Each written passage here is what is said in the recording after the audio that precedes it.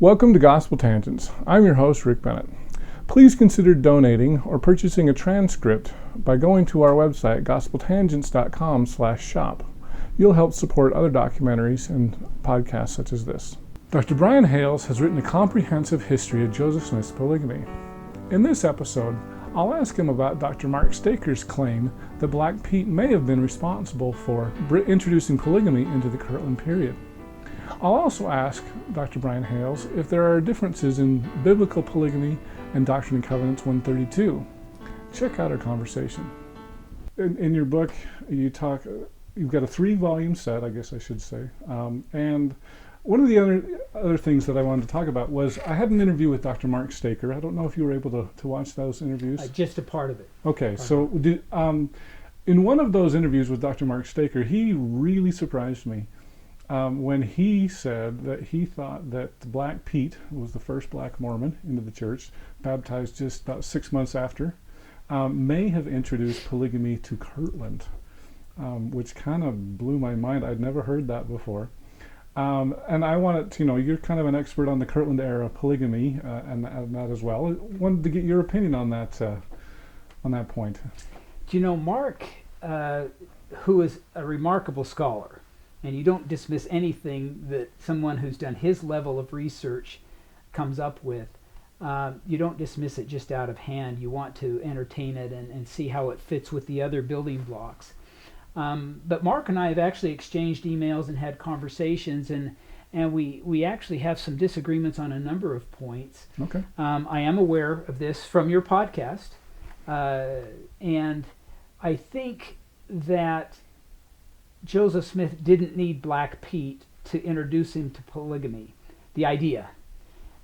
We see this all the time with say, the Book of Mormon. The critics will say, well, Joseph got this idea of Noah in Mosiah.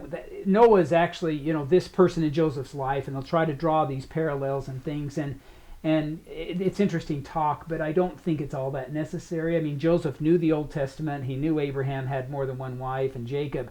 So why would we need to think that it was Black Pete that was actually introducing this in a very real way, especially when Joseph wasn't supportive of so much that was going on when he first arrived down there, and the types of spiritual experiences that they were expressing in their church meetings and things like that. So I'm a little dubious on that, but I just applaud Mark. I say go forward and let us know. The timeline lines up pretty well with Joseph having been translating the Old Testament, particularly the discussion about the patriarchs who were polygamists in 1831, when we also have them talking about marrying Lamanites, if we believe W.W. Phelps's revelation that he recounted decades later.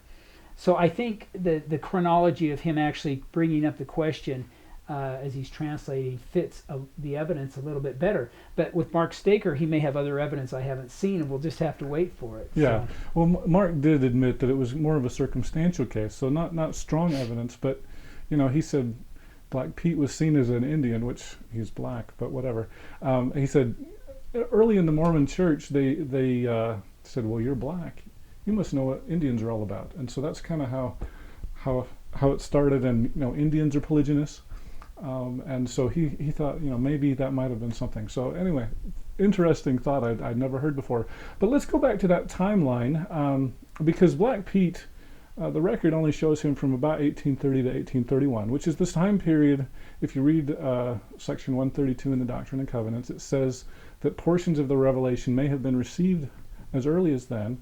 Mark said, well, it could have been Black Pete that maybe tried to influence polygamy among the Kirtland saints, and that may have been why Joseph turned to the Bible and looked at polygamy in Abraham, as you mentioned. So my question is, well, there's a few questions. One of the interesting things, and I'm just going to reveal my opinion, polygamy is one of the most difficult topics for me to wrestle with theologically.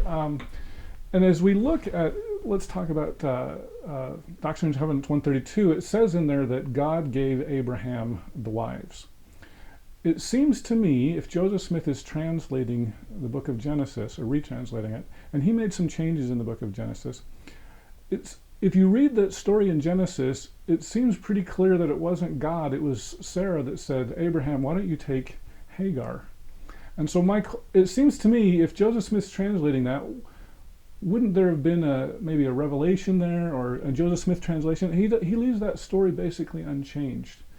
Do you have any comments on that? There's at least a couple of ways that that could be interpreted, at least in my view. There are people who say Joseph knew all of Section 132 in 1831. I'm not one who believes that at all. I believe that he may have learned in 1831 that plural marriage was a correct principle. And that's kind of the language some of the brethren use, that he learned it was a correct principle. In other words, Abraham wasn't sinning or transgressing by practicing polygamy. The Bible does not teach anything about whether polygamy is good or bad. All we know is that Abraham practiced it, and Abraham was a friend of God. We can get that from the scriptures.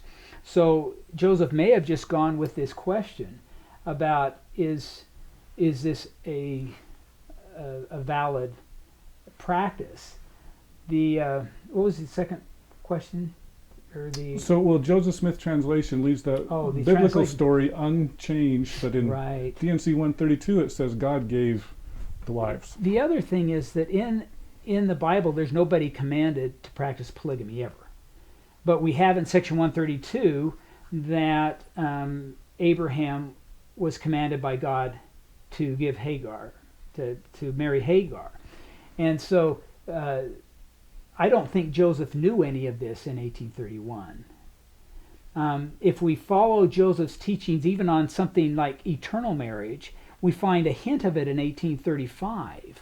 But still there's nothing there. And I'm not sure, and I think Mark would disagree with me on this, Mark Staker, but I don't think Joseph was fully apprised of the authority and what it could do that he received in the temple on April 3rd, 1836 from Elijah and Moses and Elias.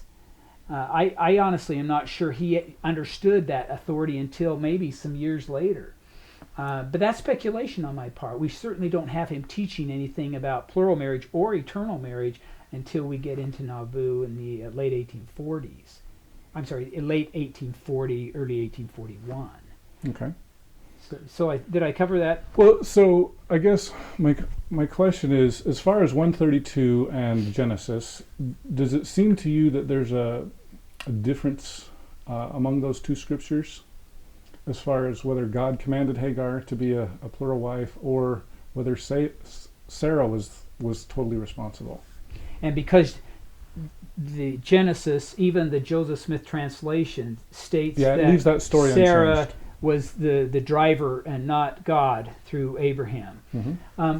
I believe all of these principles came to Joseph line upon line, precept on precept.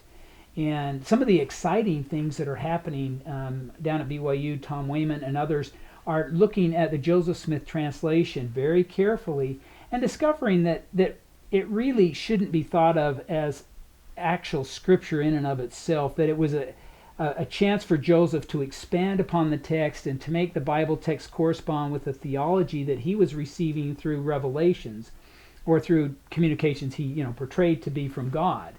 And so for me to see the JST Genesis and that it doesn't necessarily say what comes in 1843 doesn't surprise me because of the line upon line, precept on precept process. Okay. I hope you enjoyed our discussion with Dr. Brian Hales about polygamy. In our next conversation, we'll talk about the earliest rumors of polygamy in Kirtland. Some claim it didn't happen until 1838, but Dr. Mark Staker said it may have happened as early as 1831. What does Dr. Brian Hales believe about this? The first accusation against the Latter-day Saints, they weren't called that then, against the Mormons, the Mormonites, that they that they had embraced some alternate form of marriage came in 1831.